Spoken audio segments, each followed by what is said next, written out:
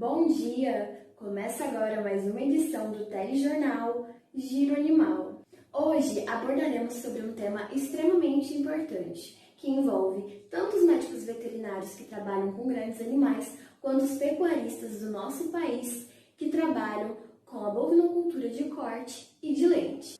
Abordaremos sobre a vacinação em bovinos e, para isso, teremos a contribuição de médicos veterinários e pecuaristas de diversas regiões do Brasil. Então, agora, diretamente de Muzambinho, iremos conversar com dois médicos veterinários. Bom dia, Paola. Bom dia, Lucas. Como que anda Muzambinho? Fala pra gente. Ô cidadezinha que vem, tem?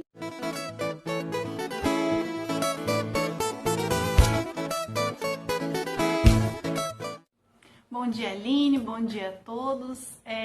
Pois é, venta muito, né? Interessante se a gente conseguisse estocar esse vento. Diante do cenário atual, infelizmente não podemos estar todos juntos. Mas isso não será um empecilho para a gente aprender um pouquinho mais nessa manhã, não é mesmo? Então, fale um pouquinho pra gente o que são as vacinas, como elas agem. Bom, vacinas são compostos biológicos que visam estimular o sistema imunológico do animal, simulando uma infecção, tá? Só que sem causar a doença em si. A vacina ela tem a finalidade apenas de gerar uma resposta imune para prevenir e minimizar as doenças, tá? Então, a maioria dessas vacinas, elas agem estimulando o sistema imune humoral, tá? Ou seja, elas induzem a produção de anticorpos e essa resposta ela é suficiente para o controle dessas infecções e doenças. Então, quando um animal vacinado entra em contato novamente com o agente causador da doença, o corpo, né, o organismo dele, o sistema imunológico dele já vai reconhecer esse agente estranho e através das células de memória, que são os linfócitos T de memória, eles vão induzir uma resposta rápida, tá? Uma produção rápida de anticorpos a fim de barrar esse agente. Então, a gente pode concluir que a partir do momento em que o animal está vacinado, o sistema imunológico dele vai estar preparado, né, e apto para eliminar o patógeno de uma maneira rápida e eficiente.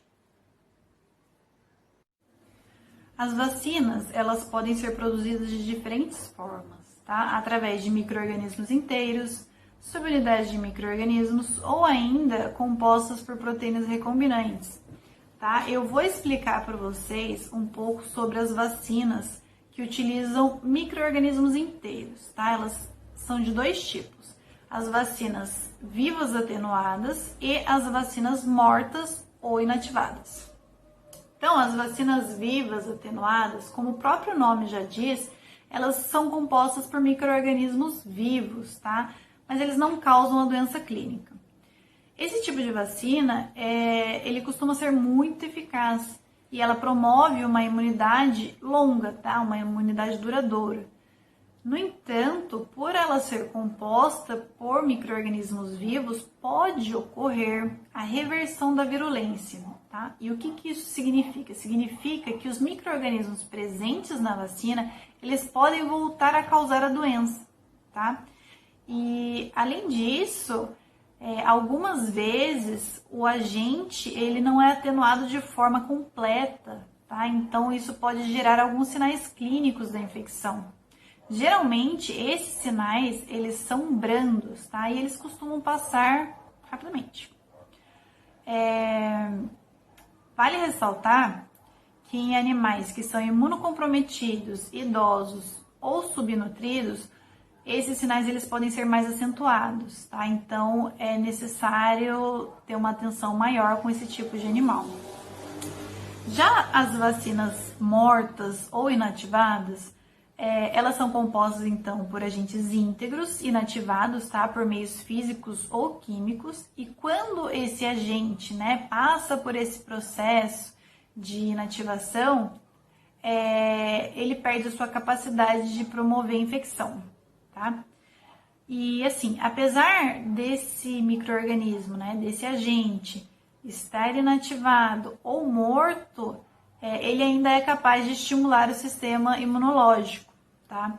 Essas vacinas, elas são consideradas muito seguras, tá? Mas elas não estimulam o sistema imunológico de maneira tão eficiente assim, quanto as vacinas vivas, tá? Então, é necessário uma ou mais doses de reforço, tá? Após a primavacinação, ou seja, após a primeira vacinação. E posteriormente a isso, é necessário, então, revacinações, tá? Sejam elas semestrais ou anuais. A gente sabe que apesar de todas as tecnologias que há, as vacinas elas não são 100% eficientes. E por que isso ocorre? E uma outra pergunta, as vacinas elas são capazes de causar a doença que elas supostamente evitaria? Bom dia, Aline. Então, agora eu vou falar sobre os outros tipos de vacinas, sobre a relação em que as vacinas elas não são 100% eficazes, né? E além disso, dependendo, né, da vacina, dependendo do animal, depende de alguns fatores que eu irei falar mais à frente, as vacinas elas podem causar a doença que elas supostamente protegeriam o animal, o ser humano. Vacinas de antígenos purificados ou subunidades são vacinas que é obtido a partir de partes de micro-organismos ou de suas toxinas após a purificação. As vantagens desse tipo de vacina é que elas são extremamente seguras, já que elas não contêm micro-organismos inteiros. Já as suas desvantagens é que a resposta imune conferida ela é geralmente inferior àquela produzida por vacinas de micro-organismos inteiros inativados. É devido a isso que essas vacinas elas possuem a necessidade de doses repetidas. E essas vacinas também precisam de o uso de adjuvantes. Também existem as vacinas de proteína recombinante. Essas vacinas elas só houve existência, né, dessas vacinas com o surgimento da engenharia genética, que aconteceu na década de 70. Por meio da engenharia genética foi possível, né, clonar genes de uma determinada espécie e transferir para outra espécie. Assim, o organismo ele recebeu o gene e pôde expressá-lo por meio de proteínas. Foi dessa forma que permitiu a produção de inúmeras proteínas que podem ser usadas para a imunização contra diversos patógenos. As suas vantagens é que elas possuem uma grande capacidade de produção. Com isso, faz com que o seu preço seja bem menor em relação às outras. Contudo, as suas desvantagens é muito parecido com as vacinas inativadas. Por quê? Porque ela possui a necessidade de repetidas doses e também do uso de adjuvantes. E assim, apesar da gente saber a importância, né, das vacinas, como que elas são importantes para a prevenção de doenças, elas não são 100% eficientes. Essa eficiência das vacinas está muito relacionada com 3 fatores principais. O primeiro fator é o fator inerente à própria vacina. O outro fator é a falha, né, na sua administração. E o terceiro e último fator é quanto a indivíduos, né, a fatores individuais que são inerentes aos animais. Em relação agora à falha na sua administração, entre as principais falhas que ocorrem estão a não inoculação da dose total durante a vacinação e também o uso da via inadequada. Além disso, a gente tem que ressaltar a importância como que é feito, né, a conservação dessa vacina. Então precisa ser em um ambiente adequado para que essa vacina não possa ocorrer transformações nela e prejudicar a sua ação. Em relação agora aos fatores individuais que são inerentes aos animais, possui vários fatores, né, relacionados. Dentre eles, tem fatores genéticos, fatores de idade, então recém-nascidos, idosos. Cada um pode vamos falar assim, se relacionar, né, de determinada forma com a vacina. Se o animal também apresenta doenças, né, que pode causar imunossupressão, pode causar alteração e a não eficiência da vacina. Vamos falar assim, se relacionar, né, de determinada forma com a vacina. Se o animal também apresenta doenças, né, que pode causar imunossupressão, pode causar alteração e a não eficiência da vacina, estresse durante a vacinação, a má nutrição do animal, dentre outras várias causas que pode fazer com que a vacina não tenha sua eficiência máxima. Então, sabemos hoje, né, que raramente, não é uma coisa que acontece geralmente, mas pode ocorrer a ação dessas vacinas. Geralmente são vivas, né? As vacinas vivas atenuadas, elas podem ocorrer um risco de causar a doença que ela supostamente evitaria. Esse processo, né, ele é denominado de reversão de virulência, que nada mais que é quando ocorre uma mutação gênica, né? Uma mutação gênica ao acaso, e isso leva com que o micro-organismo ele passe a ser novamente capaz de gerar a doença. A outra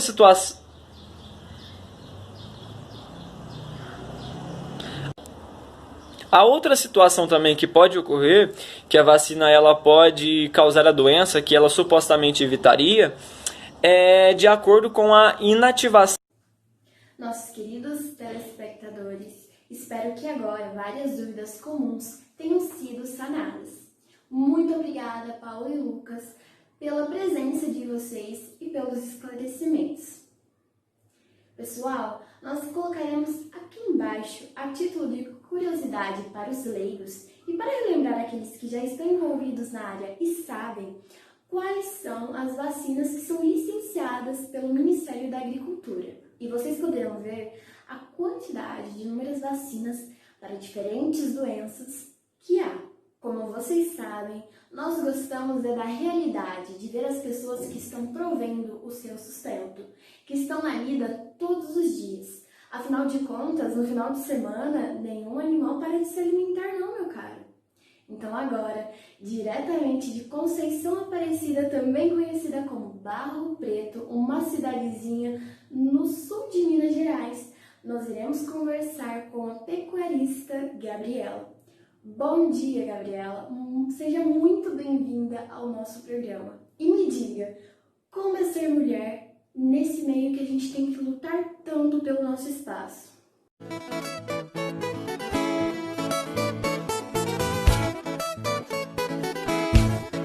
Então, Aline, eu vou te falar, não é moleza não. Cada dia é uma aprovação diferente, viu?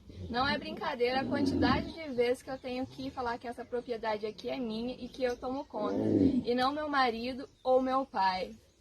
Posso imaginar que não é nada fácil, mas eu acredito que aos poucos nós vamos sim demonstrar o nosso valor e capacidade para trabalhar nessa área. Mas então, Gabriela, Lugia, como é que funciona a vacinação aí na sua fazenda? Quais são as boas práticas? Como que funciona a aquisição, o armazenamento? Claro, é preciso ter muita atenção com as vacinas para ter um bom resultado no rebanho. Além das vacinas obrigatórias, eu sempre fico atenta se tem algum foco de doença na região também. E o primeiro passo, então, é a aquisição das vacinas, ou seja, comprá-las.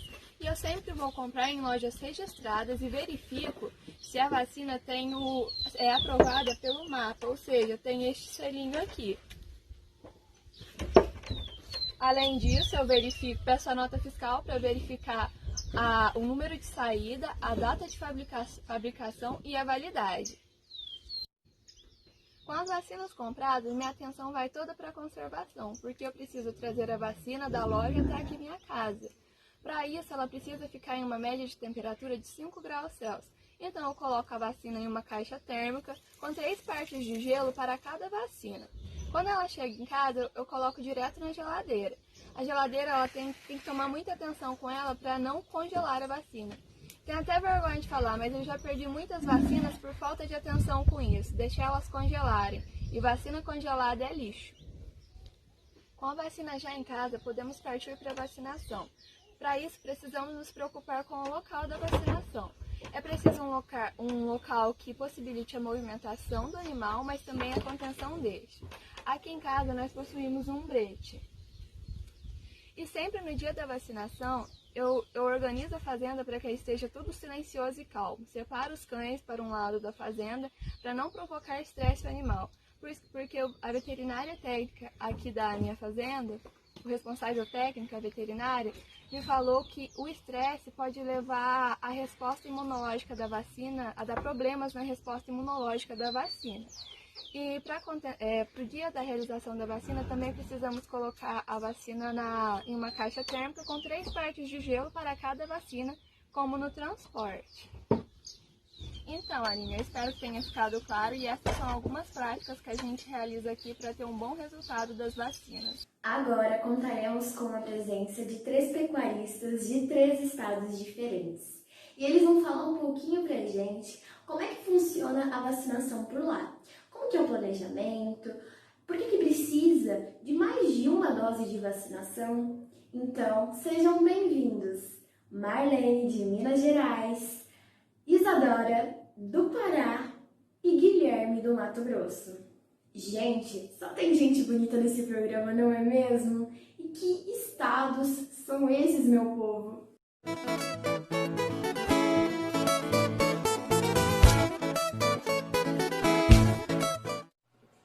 Bom dia, Aline, bom dia, Brasil! Aqui na minha propriedade, procuramos sempre estar muito atentos com relação à imunização dos nossos animais. Tento seguir o calendário vacinal à risca, principalmente com relação às principais enfermidades que podem ser controladas com a vacinação e que acometem um rebanho leiteiro aqui em Minas Gerais. Vou contar então para vocês como que é essa questão de vacinação aqui no meu rebanho. Contra a febre aftosa, são vacinados tanto os machos quanto as fêmeas 2 vezes por ano, em maio e em novembro. Já contra a brucelose, vacinamos apenas as fêmeas, entre 3 a 8 meses de idade, e a dose é única. Agora eu vou ser bem sincera com vocês. Com relação à famosa manqueira, o carbúnculo assintomático, eu não preocupava muito não. Mas ano passado, acabou que perdi 2 bezerras boas aqui no meu rebanho. Uai, elas estavam sadias, bonitas, porém quando veio adoeceu. Em menos de 2 dias, as coitadinhas já tinham ido morar com Deus. Então passei a ficar mais esperta. E agora, todos os meus animais, tanto os machos quanto as fêmeas, eu mando vacinar. A primeira dose é dada entre 3 e 5 meses. Quase que eu errei. Já a segunda dose após 6 meses da primeira dose. E anualmente eu vacino todos os animais do rebanho até que eles completem 3 anos de idade. A raiva é uma zoonose perigosa, gente. Por isso, busco sempre estar vacinando os meus animais. E sempre estar muito informada também com relação aos levantamentos epidemiológicos da raiva aqui da minha região. Pois a tecnologia é para isso e ela já chegou no campo. E informação é que não pode faltar. Então, eu ver que teve algum caso aqui perto, já ligo para meus compadres que tem as criações e eu sei que infelizmente não mantém a vacinação da bicharada em dia e conto que a raiva está por perto. Em 2007, com 8 casos de bovinos e 2 de equinos com raiva lá em Guaxupé, nos deram um susto. Pois Guaxupé é ali, mas aqui na propriedade, a primeira dose da vacina de raiva é aplicada a partir do 3º mês de idade e a segunda dose 30 dias após a primeira. E depois é feito reforços anualmente, sem faltar nenhum ano, todo ano. Pois não é cuidando só da saúde das vacas não, mas da saúde minha e da minha família e dos meus funcionários. Essas que eu falei são as vacinas que eu sempre faço, são de lei aqui na minha propriedade, mas além delas eu acabo fazendo vacinas para mastite, mas graças a Deus até que tá bem controlado o caso de mastite por aqui e para leptospirose, pois quero que as minhas vacas em reprodução estejam muito sadias e que as crias delas também estejam sadias. pois a reprodução é que vai garantir o futuro do meu rebanho. Mas cabe ressaltar que não é sempre que eu faço essas outras vacinas, não. Então, aqui eu sempre faço raiva, brucelose, febre aftosa, visto que elas são as que tem que fazer. Mas as outras, como geram custos, aí vai depender das condições sanitárias do meu rebanho. E aí eu vou adequando, então, o calendário vacinal, conforme essas condições sanitárias, né? Como eu já disse, os casos de carbúnculo assintomático aqui. Antes eu não fazia, mas por causa das condições sanitárias, eu acabei tendo que incluir essa vacina aqui no meu calendário vacinal. Cabe ressaltar que algumas dessas vacinas não são aplicadas por meus funcionários e nem por mim, que sou proprietária, mas pela médica veterinária que dá assistência técnica aqui na minha fazenda, a médica veterinária Luana Figueiredo, que é cadastrada no IMA. Então, gente, Aline, é uma pena vocês não estar aqui, não poder tomar um cafezinho, comer um pão de queijo comigo, mas assim que a quarentena acabar, eu convido todos vocês da equipe do Giro Animal para vir aqui prosear um pouco comigo. E é isso, gente. Bom dia. Espero poder ter ajudado um pouquinho com vocês com relação ao calendário vacinal.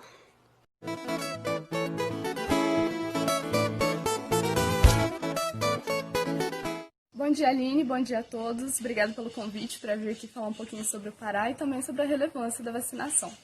Aqui no Pará, a gente tem o 4º maior rebanho bovino de todo o Brasil e com isso a gente também tem uma grande responsabilidade. Para fazer a manutenção do bem-estar da saúde animal, bem como garantir a qualidade da produção, a gente não pode abrir mão da vacinação. Nesse contexto, a gente sempre vacina contra brucelose, botulismo, leptospirose, entre outros, sempre acompanhado de um médico veterinário. Porém, ao decorrer dessa conversa, eu vou falar de algumas outras que têm uma maior incidência aqui no Pará, ou então tem alguma diferenciação em relação a outros estados. A primeira delas é a febre aftosa. A vacinação ela ocorre segundo um calendário vacinal nacional disponibilizado pelo MAPA. Aqui no Pará, por exemplo, a gente tem 3 estratégias possíveis de vacinação. A primeira ela é realizada da metade de março até o fim de maio. Nesse período, animais de todas as idades são vacinados. Uma segunda estratégia ela vai da metade de julho até o fim de agosto. Nessa segunda estratégia, animais de até 24 meses são vacinados. Há ainda uma terceira estratégia de vacina anual, que ela é da metade de agosto até o fim de outubro e todos os animais podem ser vacinados. Outra vacina importante aqui, porque é uma doença que a gente tem uma certa incidência, é contra a raiva bovina. Essa vacina ela é realizada em municípios que têm focos de morcegos hematófagos. E esse é um problema bem recorrente aqui no Pará. A vacina ela é realizada de forma anual, porém, entre a primeira e a segunda dose, a gente tem um espaço de 30 dias. Outro ponto que eu acredito ser importante mencionar é o motivo de haver o reforço em algumas vacinas. Muitas delas elas são realizadas em animais muito jovens ainda. E quando eles são muito jovens, é possível que o organismo ainda tenha muitos anticorpos maternos. E esses anticorpos maternos, eles podem tanto reduzir a eficácia da vacina, quanto anular a atuação. E além disso, o reforço ele garante um estímulo maior do sistema imunológico. Então é isso, gente. Muito obrigada e até a próxima.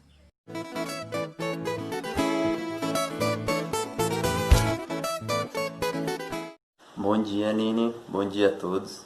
A minha propriedade fica na cidade de Cuiabá, no estado do Mato Grosso, o estado com o maior rebanho bovino do Brasil.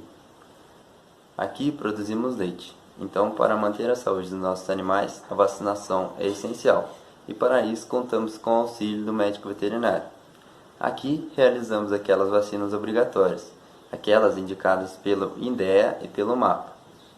Entre elas, a gente pode citar a brucelose e a febre aftosa, que graças a toda a vacinação e todo o manejo sanitário, hoje, o nosso estado pode ser considerado como estado livre da doença. Apesar de não ser obrigatória, também realizamos a vacinação contra a raiva, isso com o intuito de prevenir e evitar focos da doença. Quanto àquelas doenças reprodutivas, nós passamos a utilizar nos últimos anos a vacinação contra a diarreia viral bovina. Isso porque um vizinho meu teve alguns casos de abortos pelo vírus e a partir de então passamos a utilizar vacinas contra IBR e BVD. Nós vacinamos todos os nossos animais jovens aos 6 meses de idade, com revacinação após 28 dias, além da dose única de reforço anual. E para melhor prevenção, também nós vacinamos aquelas nossas vacas e novilhas aptas à reprodução 4 meses antes da estação reprodutiva, com o intuito de prevenir casos de aborto ou nascimento de bezerros ou bezerras infectados de forma persistente. E pensando na saúde dos nossos recém-nascidos, sobretudo as fêmeas, nós realizamos vacinas para aquelas doenças que afetam o desenvolvimento do animal. E para isso, utilizamos vacinas polivalentes, que possuem em sua composição agentes como a Escherichia coli, causador da colibacilose, o Clostridium perfringens, causador da enterotoxemia, e espécies do gênero Salmonella. A vacinação é feita nas nossas vacas e nas nossas novilhas. Aquelas que estão recebendo pela primeira vez a imunização recebem uma dose 60 dias antes do parto e 30 dias antes do parto, ou seja, são 2 doses. E aquelas que já receberam a imunização antes recebem um reforço anual 30 dias antes do parto, uma única dose. O cuidado com as nossas bezerras é essencial, pois elas que irão garantir a produção no futuro. Outro dia eu perguntei para o meu médico veterinário o porquê do reforço e da revacinação. E ele me explicou que a revacinação era necessária naqueles animais jovens que estão recebendo pela primeira vez a imunização. Isso porque logo de primeira eles podem não desenvolver a resposta imunológica adequada, então sendo necessária a revacinação para ter a produção de anticorpos ideal para manter a proteção do animal. Já o reforço ele vai depender da composição daquela vacina. E dependendo dos agentes ali na composição, ela pode gerar uma resposta imunológica duradoura ou não. Então, no caso, o número de anticorpos ele vai decaindo ao decorrer do tempo. E para sanar esse problema, para manter o animal protegido, é necessário um novo estímulo, no caso, de reforço, para manter a resposta imunológica. E além disso, os animais também, os bezerros, eles têm uma idade mínima para ser vacinados. Isso porque quando eles são muito novinhos, eles ainda possuem no seu sangue os anticorpos do colostro, vindos da mãe. E se aplicado muito cedo a vacina, esses anticorpos podem reagir anulando o efeito da vacina. Obrigada pela presença de todos vocês. Acredito que essa manhã ela tenha sido repleta de novos conhecimentos a serem adquiridos e com a presença de pessoas muito especiais. Com tudo isso, a gente pode concluir que a vacinação ela é um dos fatores para propiciar para os bovinos, seja ele de corte ou de leite, um bem-estar. E sem a vacinação, esses animais eles se tornam presas fáceis para as doenças, que podem levar até mesmo à morte deles. E, consequentemente, trazer prejuízos para os criadores, prejuízos na produtividade e prejuízos para a economia do nosso país. No Brasil, as vacinações que são obrigatórias são as de febre aftosa, que felizmente está erradicada no país, e para a brucelose, que é uma doença contagiosa bacteriana. E além dessas duas que são importantes, como a gente viu, há diversas outras que são licenciadas pelo Ministério da Agricultura e que estão disponíveis. Como, por exemplo, a gente tem a raiva e o carbúnculo sintomático, também conhecido como manqueira. Então, essas outras, elas são importantes para manter o gado fora de perigo e não trazer problemas que possam ser maiores e também afetar a produtividade deles. Isso tudo que a gente falou, a vacinação no nosso país, nos bovinos, carrega diversos imbróglios, como, por exemplo, a negligência que há em relação a essas vacinas, sendo aplicada apenas quando o rebanho apresenta algum caso extremo. Além disso, ter realmente a certeza que a vacina ela está dentro da validade, que ela é licenciada pelo Ministério da Agricultura, Pecuária e Abastecimento, o MAPA, é essencialmente importante. Então, no momento que você está adquirindo a sua vacina lá do seu varejista, é muito importante essa atenção se ele é realmente idôneo, porque caso essa compra, caso a vacina não esteja dentro da validade, caso o armazenamento desse varejista e o seu armazenamento dessa vacina não for da forma correta, de nada vai valer essa compra. E além disso, a aplicação também é muito importante. No momento da aplicação é necessário fazer a agitação da vacina e se não for feito da maneira ideal, alguns animais eles podem receber um pouco mais do princípio ativo, o imunógeno, do que outros. E então o rebanho ele não vai ter uma imunização ideal como deveria ser.